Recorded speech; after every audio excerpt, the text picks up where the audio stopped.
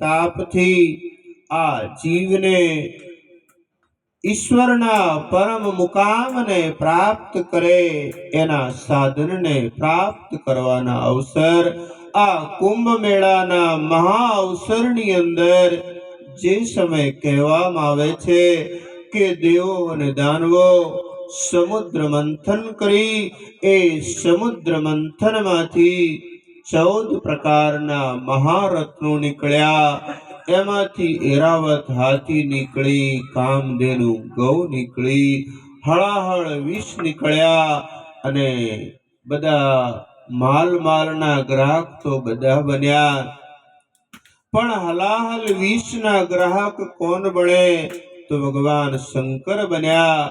એમાંથી ભગવાન શંકર નીલકંઠ કહેવાણા અને એ હળાહળ વિષ પછી અમૃત કુંભ નીકળી, જેના વલોવામાં દેવો અને દાનવોના સરખા ભાગ છે, એટલે એ હંમેશા આસુરી તત્વ પ્રબળ હોય છે, એટલે આસુરો એને લઈને ભાગે છે। ભગવાન નારાયણને ખબર પડી કે આ તો જો આસુરો આ અમૃતને પી જશે તો આ ધરતી ઉપર કાયમના માટે આસુરી તત્વ વિદ્યમાન થઈ જશે, દૈવી તત્વના લોપ થશે અને કાયમના માટે સુરાપાન અનેક પ્રકારના દુર્વ્યવહારની વસ્તુઓ સંસારની અંદર પ્રચલન થશે અને અનેક લોકો કુમાર્ગે દોરાશે। એના માટે ભગવાન નારાયણ વિશ્વ મોહિનીના રૂપ ધારણ કરીને એ અમૃત કુંભને એ દાનવો પાસેથી લઈ લે છે અને બંને જણને બેસાડીને સરખા ભાગે વેચવાની વાત છે। એમાં 2 ગળા નારાયણ ઉત્પન્ન કરે છે, એક ગળામાં અમૃત છે અને બીજા ગળામાં એ કેવલ પાણી છે। એ અમૃત છે એ દેવતાઓને પાન કરાવે છે અને જે કેવલ જલ છે એ જલ દાનવોને પાન કરાવે છે। પરંતુ આ ઘટના ઘણા સમય થતા એમાંથી રાહુ કેતુને ખબર પડી ગઈ કે આ ઘટનાની સાથે ક્યાંક અજુગતું થઈ રહ્યું છે એવું લાગે છે, એટલે એ સ્વરૂપ બદલીના દેવતાના લાઈનની અંદર આવીને બેસી જાય છે। નારાયણને એ બધાને અમૃત પાન કરતા કરતા એ કેતુને પણ અમૃત પાન કરાવી દે છે, પરંતુ નારાયણને ખબર પડે છે એટલાના ચક્રથી એના તરત ગળું કાપી નાખે છે, કેમ કે અમૃતની ધારા એ કાયમના માટે આપણા નાભી કમળમાંથી પ્રકટ થાય છે।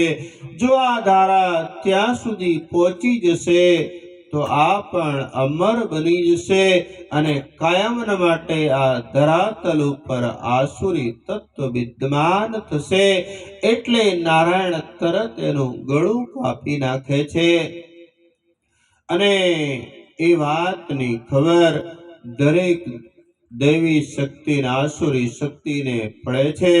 પરંતુ એમાં એક મોટો ઇતિહાસ જોડાયેલો છે, એ ધીરે ધીરે આપણે એક દિવસ આ વસ્તુને અલગ અલગ માધ્યમથી સમજતા જઈશું, કેમ કે આ બહુ જ ભાગ્યશાળી આત્માઓ હોય જે સમયે આ અમૃત કુંભને લઈને નારાયણ આ ધરાતલની પરિક્રમા કરી, એમાં આ તીર્થરાજ પ્રયાગની અંદર સૌથી વધારે માત્રાની અંદર એ અમૃત બુંદ છલકાણા, એમાંથી 88,000 ઋષિ મુનિઓ આ ધરાતલમાંથી ગંગા યમુના સરસ્વતી સંગમની સ્થાનમાંથી એ સંગમમાં સ્નાન કરીને સદેહે એ સ્વર્ગના ધામની અંદર પ્રયાણ કરી અને નારાયણના ગોદની અંદર એમને સ્થાન મળે છે। આવી આ પવિત્ર કલ્યાણકારણી માં ગંગા ભાગીરથીના અને મા યમુના સરસ્વતીના સંગમનો તટ છે અને એ તટ ઉપર 12 વર્ષી મહાકુંભ મેળાના આ પવિત્ર અવસર એ ખૂબ જ પુણ્યશાળી આત્માઓ હોય, ભાગ્યશાળી આત્માઓ હોય એમના જીવનની અંદર એ લાભનો ક્ષણ એની અંદર ડૂબકી મારવાનો અવસર આપણને પ્રાપ્ત થતો હોય છે। તો ખરેખર આપણે બધા ખૂબ ભાગ્યશાળી છીએ। જે આત્માઓ આની અંદર નાની મોટી સેવાઓ કરી છે। આજના ભોજન ભંડારા અમારા સ્વર્ગસ્થ સતલોકવાસી સુંદરલાલજી વણજારા જે મદનલાલજીના પિતાજી છે એમના તિથિ માટે એમના તરફથી ભોજન ભંડારો રાખવામાં આવી છે। આ આનંદ આરતી યજ્ઞ અમારા પરમ ભક્ત શ્રી પ્રતાપભાઈ અને એમના મોટા ભાઈ આ બંને જણની આ આનંદ આરતી ભાવસિંહભાઈ જે અમે સંતરોડ મોહનભાઈની સાથે ગયા હતા એમને આરતી લખાવી હતી। એટલે આ આરતીના શુભારંભની ક્રમની અંદર આ બંને જણની આનંદ આરતી આજના આ પવિત્ર દિવસે કરવામાં આવે છે। આવતીકાલે પૂરી પૂર્ણિમા છે અને આપણા ગુરુદેવ જ્ઞાનદાસ સાહેબની 6ઠી પુણ્યતિથિના પાવન અવસર પણ આવતીકાલે છે। એટલે આવતીકાલે પણ દિવસના ભંડારો, સાંજના ભંડારા, સવારના ચા નાસ્તો, બપોરના ભોજન અને સંધ્યાકાળના ભોજન સાથે સાથે આવતીકાલે આનંદ આરતી મહાયજ્ઞ જે આપણા ગુરુદેવ કાયમના માટે એમનું જીવન સમાજ માટે, શિષ્ય સમુદાય માટે, કેમ કે એમના જીવનમાં બોલવાનું ઓછું હતું, કરવાનું વધારે હતું। આપણા બધાના જીવનમાં બોલવાનું વધારે છે અને કરવાનું ઓછું છે। એવા મહાપુરુષના આપણે આવતીકાલે પુણ્યતિથિનો પાવન અવસર આવશે। સાથે સાથે પોષી પૂનમનો સ્નાન પણ છે। એટલે સવારની અંદર દરેક ભક્તજનો સવારમાં 8:30-9 વાગે આપણે બધા ભેગા થઈને સંગમમાં સ્નાન કરવા માટે આપણા ધજા પતાકા સાથે બધા જઈશું અને ત્યાંથી આવીને અને ધજારોહણ થશે। કેમ કે આવતીકાલે આ પૂર્ણિમાનો પવિત્ર અવસર છે। સાથે સાથે એના પછી નાસ્તો કરીને ભોજન પ્રસાદ કરીને આપને બધાને આ આખા મેળા ક્ષેત્રની અંદર 1 થી 30 હેક્ટર સુધીની અંદર આ મેળા પથરાયેલા છે। ઘણા બધા લોકો ફોનના પણ સંપર્ક કરે છે પણ ફોનના ટાવર ઘણા બધા માણસો હોવાથી કામ કરે ના કરે, કોઈની જોડે વાત થાય ના થાય, પણ આપણું મોટું મન રાખીને આપણા જેટલા ભક્તજનો છે, જેટલા આપણા વિસ્તારના આવા જવાવાળા ગમે તે ગુજરાતી હિન્દી ભાઈ બહેનો હોય આપણા સત્સંગ પંડાલની અંદર આવીને એ મુકામ કરી શકે, ભોજન પ્રસાદ કરી શકે। ભોજન પ્રસાદ તો જાહેર જનતા માટે પણ આપણે આપણી સિવિલ તરફથી ઉપલબ્ધ કરાવવામાં આવી છે। તો વિશેષ વાત ન કરતા શરદીનો સમય છે, થોડા ઘણા ભોજન પ્રસાદમાં પણ ભક્તો બાકી હશે। એક અમારો આ ઘર બનાવવાનું કામ બાકી છે।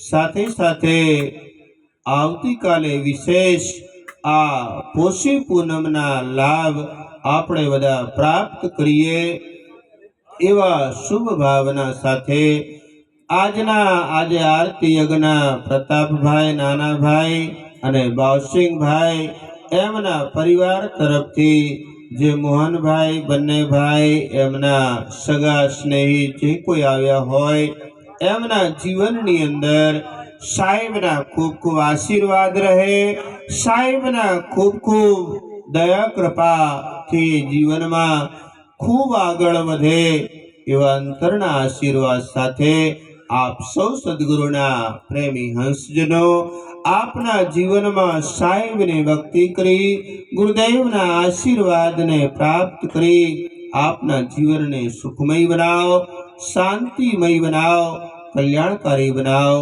એવા અંતરના આશીર્વાદ સાથે સર્વે ભવन्तु સુખિનઃ, સર્વે સन्तु નિરામયઃ, સર્વે ભદ્રાણિ પશ્યन्तु, મા કશ્ચિत् દુઃખભાગ ભવેત।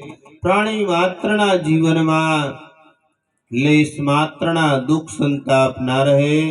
ચરાચર જગતના જીવ પરમ કૃપાળુ પરમાત્માને પવિત્ર ભક્તિ કરી જીવનને સુખમય બનાવીએ, શાંતિમય બનાવીએ, કલ્યાણકારી બનાવીએ એવા અંતરના આશીર્વાદ સાથે આવતીકાલે પરમ દિવસ બંને દિવસ કાલે પોષી પૂનમ છે, પરમ દિવસ મકર સંક્રાંતિનું સ્નાન છે। ગમે તે આપણા મિત્રો છૂટા પડી જાય તો બધાને આ જગ્યાનું સરનામું આપી રાખજો, જેથી કરીને કોઈ મળે ના મળે, પબ્લિકનો ભીડ વધારે રહેશે તો આ જગ્યા ઉપર આવી જાય। કોઈ આગા પાછા થયા હોય તો પણ આ જગ્યા ઉપર એ પોતે આવી શકે એવું સરનામું પણ બધાને આપી રાખવા। કોઈ આવનાર મિત્રો હોય એમને પણ અગાઉથી સરનામું આપજો, કેમ કે કાલે ફોનમાં બહુ વાતચીત થશે નહીં, પરમ દિવસે પણ ફોનમાં બહુ વાતચીત થશે નહીં, એટલે બને એટલા બધા સાથે રહીને દર્શન કરજો, સાથે રહીને આવવા જવાનું ગોઠવજો, સાથે રહીને ટૂંકમાં દર્શનના લાભ પતાવજો। જેમ બને એમ ભીડથી આપણે દૂર પણ રહીએ અને આ સંગમના તીર્થ ક્ષેત્રના સ્નાનના લાભ પણ પ્રાપ્ત કરીએ એવા શુભ ભાવ સાથે ફરીવાર આવતીકાલે પૂર્ણિમાના પવિત્ર યોગ છે, આપણા ગુરુદેવના પુણ્યતિથિનો પાવન અવસર છે। આવતીકાલે પણ આનંદ આરતી યજ્ઞના આ પવિત્ર લાભ પ્રાપ્ત થશે। તો દરેક ભક્તજનોને સંધ્યાકાળમાં 5 વાગે આપણા શિબિરમાં આવી જવાનું રહેશે। આખા દિવસ દરમિયાન આપણે ગમે ત્યાં હરીએ ફરીએ જઈએ આવીએ, પણ સંધ્યાકાળમાં 5 વાગે શિબિરમાં બધા આવી જજો, જેનાથી સંધ્યાના પ્રોગ્રામ અને સંધ્યા પછી આરતી યજ્ઞના પ્રોગ્રામ, ભોજન ભંડારા પણ બહાર ચાલુ રહેશે અને વિશેષમાં કાલે સેવા પણ 2-3 દિવસ વધારે કરવાનું રહેશે, કેમ કે સવારથી આ ભોજન પ્રસાદ ચાલુ થશે, અવિરત ચાલશે। એટલે જેમ બને એમ આપણે થોડા સેવાના પણ ભાગીદાર બનીએ, આપણી વસ્તુઓને પણ સાચવીએ। કોઈ કિંમતી વસ્તુ, મોબાઈલ કે બીટી બુટ્ટા કંઈ પણ વસ્તુ હોય એ ખોવાઈ જાય એની સાવચેતી જાતે પણ રાખીએ। શિબિરની અંદર બહારના માણસને વિશેષ પ્રવેશ ન કરવા દઈએ, આપણે બહારથી જ વાતચીત કરીએ, કેમ કે શિબિરમાં જાણ્યા માણસ આવે, કંઈક વસ્તુ કોકનો જતા રહે, મોબાઈલ જતા રહે। ગયા વર્ષે અયોધ્યાની અંદર 3 થી 4 મોબાઈલ આપણા શિબિરમાંથી જતા રહ્યા હતા। એટલે વિશેષ આપણા અંદરના માણસો એકબીજાના ઓળખાણથી જ અંદર આવીએ અને ઓળખાણથી જ આપણા માણસોને સાચવીને રાખીએ, સંગમમાં સ્નાન કરીએ। સ્નાનની સાથે સાથે આપણા જીવનની અંદર એવો પવિત્ર સંકલ્પ કરીએ, એવો ભાવ કરીએ, હે પરમાત્મા, આપના આશીર્વાદથી આ સંગમ ક્ષેત્રની અંદર જ્યાં હજારો ઋષિઓ મુનિઓના આ પાવન ભૂમિ અને આ ઋષિઓ મુનિઓ જ્યાં સ્નાન કરી છે, જ્યાં પગલા કર્યા છે, એ રજ રજ પાવન છે, એને આપણે મસ્તક ઉપર લગાવીએ અને આપણા જીવનને ધન્ય ધન્ય બનાવીએ। કેમ કે અહીંથી તમને કિલ્લો દેખાય, એ કિલ્લાની બાજુમાં અક્ષય વટ છે, જ્યાં ભગવાન રામ રોકાણા હતા। જો તમને સમય મળે તો અક્ષય વટ અને સૂતા હનુમાનજી પણ ત્યાં જોડે છે, એના અવશ્ય દર્શન કરજો. અને ના બને તો અહીંથી તમે હાથ જોડશો તો પણ અક્ષય વટના એ ફળ તમને અમને પ્રાપ્ત થશે. એટલે વિશેષ વાત ન કરતા પોતાની વસ્તુની સાવચેતી પોતે રાખવાની છે. અને બધા શિબિરની અંદર જેમ બને એમ સેવાના સહયોગી બનીએ.